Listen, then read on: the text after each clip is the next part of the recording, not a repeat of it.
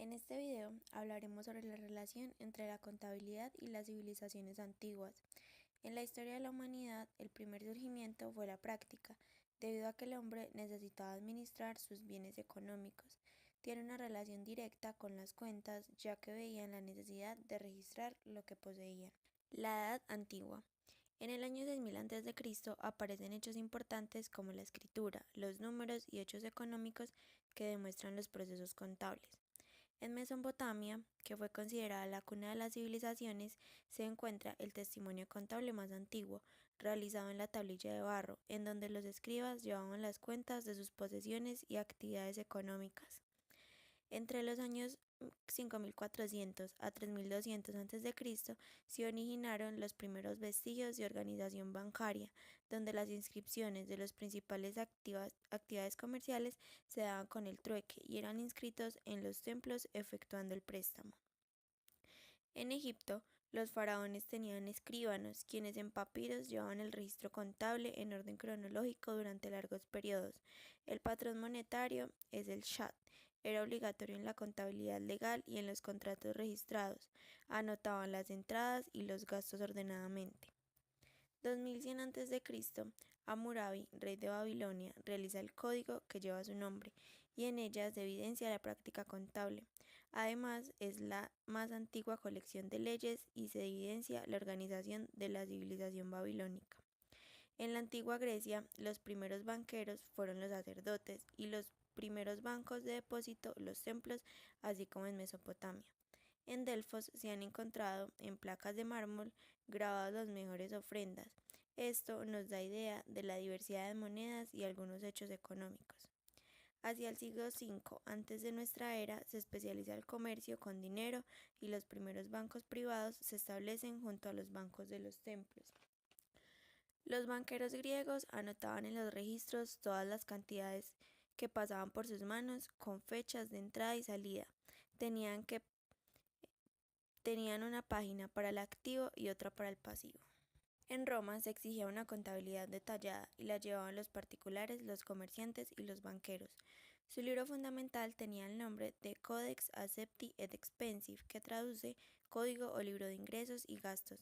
Comprendía una doble serie de anotaciones. Las actividades se llevaban en el debe y en el haber de una cuenta.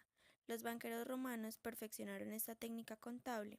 Lo hicieron un libro de caja a 2 columnas. Los ingresos constituían el acceptum o abono y las salidas el expensum o debe. Dieron un gran impulso a los cheques. En la Edad Media, a pesar de la caída del Imperio Romano, las prácticas se conservaron y lograron un notable progreso a lo largo de la Edad Media.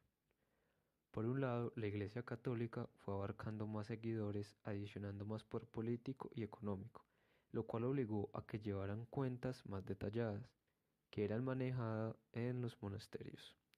Por otro lado, la época del feudalismo y su alto grado de desarrollo del comercio hace suponer altas prácticas de la contabilidad, la cual eran exclusiva del señor feudal. Y además, en esta época, entre los siglos VI y siglo IX, en Constantinopla se emite el solidus, que contribuyó a la moneda más aceptada para transacciones internacionales. Estos tres acontecimientos, que fueron la Iglesia, llevando la contabilidad más detallada, el feudalismo, que se basó en una relación social llamado vasallaje, en donde un hombre poderoso ofrecía protección a un hombre más débil, a cambio le juraba fidelidad. Y el solidus, que logró que el uso de esta moneda permitió que se practicara la contabilidad más fácilmente, ya que las diversas monedas eran un impedimento para que se utilizara un solo sistema de contabilidad. Estos tres permitieron que la contabilidad siguiera evolucionando y se desarrollara en la Edad Media. En el siglo VIII, Carlos Magno exigía a sus escribanos un inventario anual de las pertenencias del imperio y el registro de sus transacciones económicas en términos de ingresos y egresos. En Italia, durante el siglo VII y VIII, principalmente en Venecia, las actividades contables se convirtió en una profesión de mucho prestigio. Entre el siglo VIII y el siglo XII, en Europa central, los señores feudales ordenaban llevar los libros de la contabilidad. Las ciudades de Venecia, Génova y Florencia fueron durante esta época el epicentro del comercio, la industria y la banca, siendo una de las pioneras de la contabilidad por partida doble. En 1157, el genovés Aslandus Boilandus repartió beneficios a una ciudad comercial con base de egresos e ingresos. En 1211, un comerciante florentino llevaba sus libros de contabilidad de tal manera que dio origen a la escuela florentina. En 1263, en España, el rey Alfonso impulsó a los funcionarios públicos la obligación de llevar cuentas anuales. En 1300, en Francia, los hermanos Reinero y Baldo Fini adicionaron nuevas cuentas, como gastos y ventas. También usaron los términos del debe y el haber. Pero también se dio uno de los mayores avances con la aparición de los libros auxiliares, el cual permitía a los comerciantes registrar sus cuentas por clientes. Y finalizando, en 1400 surgió la idea por partida doble, cuando se incluyeron las cuentas patrimoniales. Edad moderna. Al cerrarse la ruta comercial entre Europa y Asia, debido al avance que tuvieron los turcos en el este, nace la necesidad de abrir nuevas rutas marítimas orientadas al continente de Asia, dando origen a grandes navegaciones que llevaron al descubrimiento de América, lo cual produjo un aumento significativo en el comercio europeo.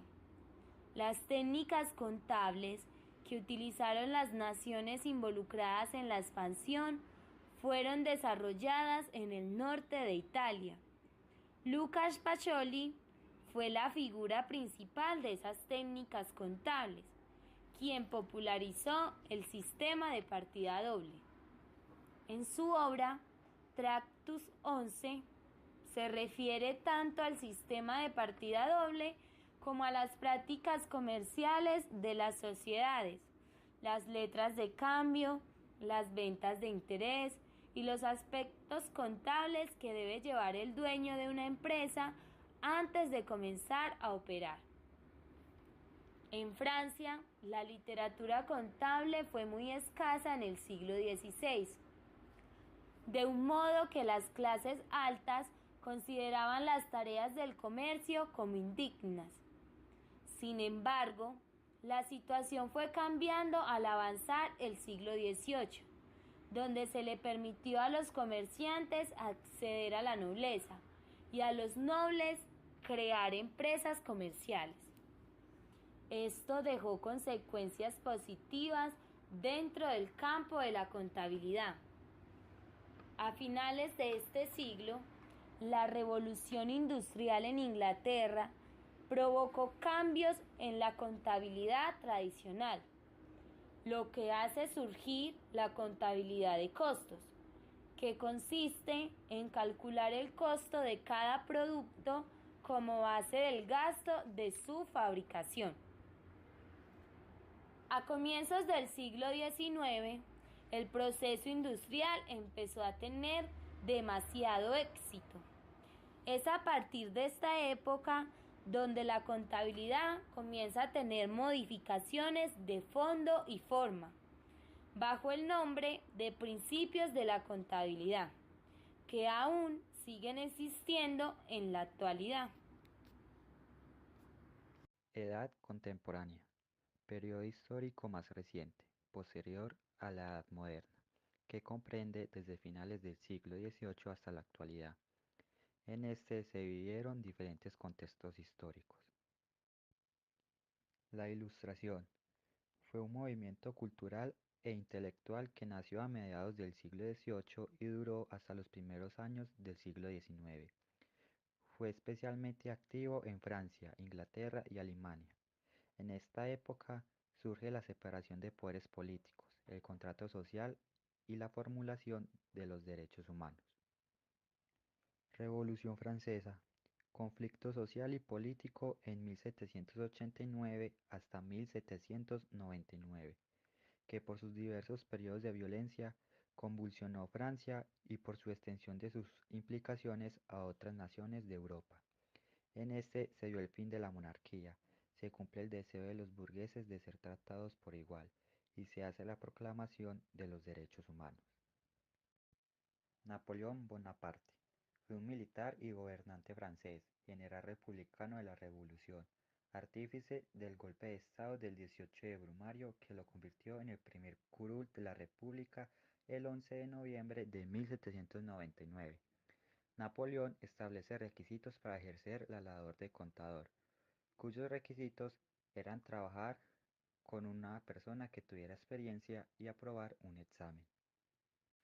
En el año 1834 se oficializa la contabilidad como una ciencia y a finales del siglo XVIII se da la primera manifestación de una ciencia contable. La contabilidad es institucionalizada. En 1881 se ofrece el programa en la Universidad de Pensilvania, Estados Unidos, y en 1886 se crea el primer gremio de contadores. Revolución industrial. Fue un proceso de transformación económica, social y tecnológica que se inició en la segunda mitad del siglo XVIII, en el Reino de Gran Bretaña, en el cual crearon la máquina de vapor. Esto conllevó a la extensión del capitalismo a otras naciones. Primera Guerra Mundial.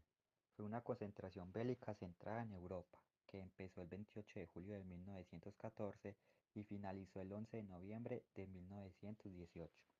Se dan dos bandos, la Triple Alianza, conformada por Alemania, Italia y el Imperio Austrohúngaro, y la Triple Entente, conformada por Francia, Reino Unido y el Imperio Ruso.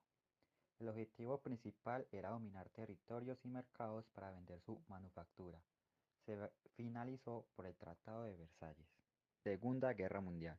Conflicto militar global que se desarrolló entre 1939 y 1945. En este se vieron implicados la mayor parte de las naciones del mundo.